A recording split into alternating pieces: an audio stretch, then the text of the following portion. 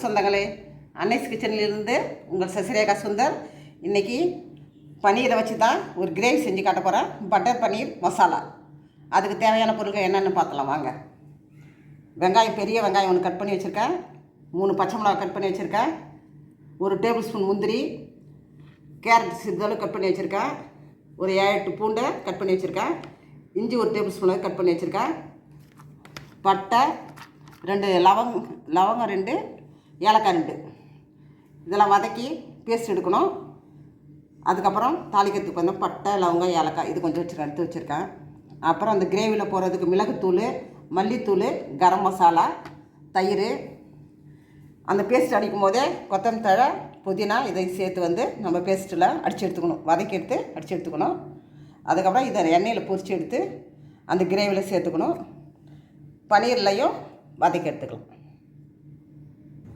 அடுப்பத்தை வச்சாச்சு, பாத்திரத்தை வச்சுட்டோம். இதை கொஞ்சமாக எண்ணெய் ஊற்றிக்கிறோம்.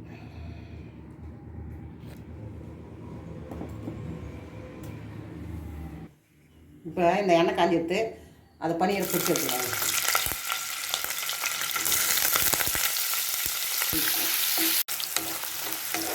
பன்னீர் நல்லா வதங்கிடுச்சு, சேர்த்துக்கலாம்.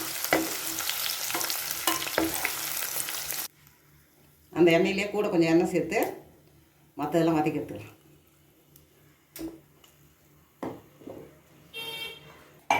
எண்ணெய் நல்லா காஞ்சி இஞ்சி போட்டுக்கலாம்.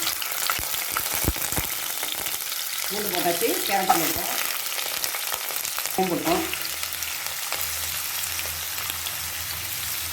பச்சை மிளகாய் போட்டுக்கோம், இஞ்சி கறியும் போட்டுக்கோம். இந்த பட்டை, லவங்கம், 2 ஏலக்காய் வந்து அதையும் சேர்த்து வதக்கி பேஸ்ட்.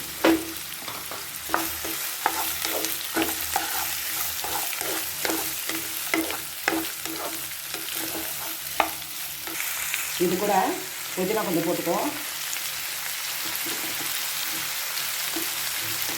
கொத்தமல்லி தழையும் போட்டுக்கணும். கொத்தமல்லி தழையும் போட்டு நல்லா வதக்கும்.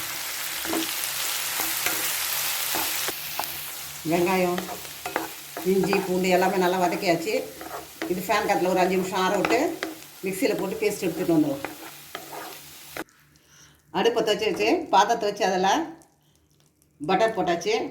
அது நல்லா கரையட்டும். இந்த பட்டை, லவங்கம், ஏலக்காய்லாம் இதில் போட்டு ஃப்ரை பண்ணிக்கலாம். பேஸ்ட் இதில் போட்டுக்குவோம்.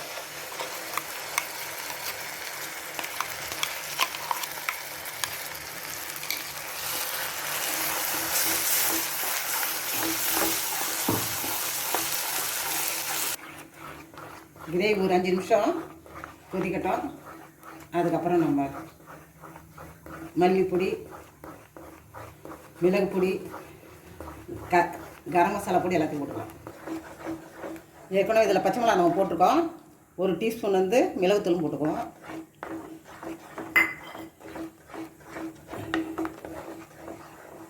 கரம் மசாலாவும் 1 டீஸ்பூன்.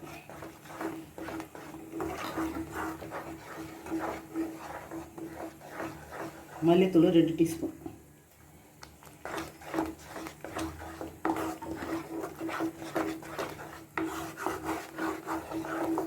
இதை நல்லா வதக்கின்னு அதுக்கப்புறமா அந்த பன்னீரை போட்டுக்கலாம். இப்போ தயிர் ஊற்றிக்குவோம்.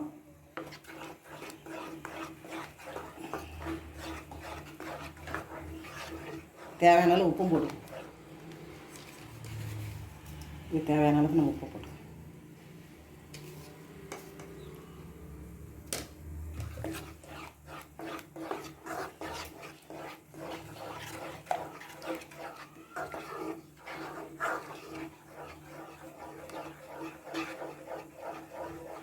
பன்னீர் இதில் சேர்த்துக்குவோம்.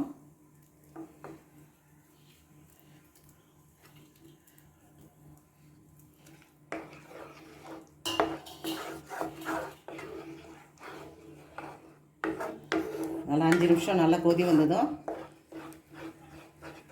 மல்லித்தழையை போட்டு 1 டீஸ்பூன் சர்க்கரை போட்டு இறக்க வேண்டியது தான்.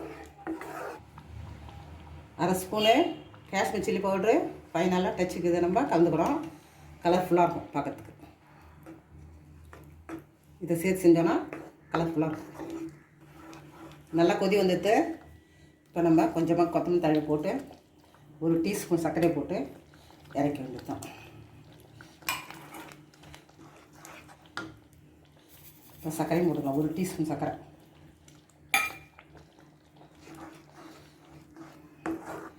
பட்டர் பன்னீர் மசாலா ரெடி ஆகிடுச்சு. சுவையான பட்டர் பன்னீர் மசாலா தயாராகிடுச்சு. நீங்களும் செஞ்சு பாருங்கள். இது சப்பாத்தி, நான், புலாவ், ஃப்ரைட் ரைஸ் எல்லாத்துக்குமே தொட்டு சாப்பிட்லாம். ரொம்ப டேஸ்ட்டான பட்டர் பன்னீர் மசாலா ரெடி ஆச்சு. லைக் பண்ணுங்கள், ஷேர் பண்ணுங்கள், கமெண்ட் பண்ணுங்கள். என்னோட அன்னீஸ் கிச்சனுக்கு சப்ஸ்கிரைப் பண்ணுங்கள். தேங்க்யூ.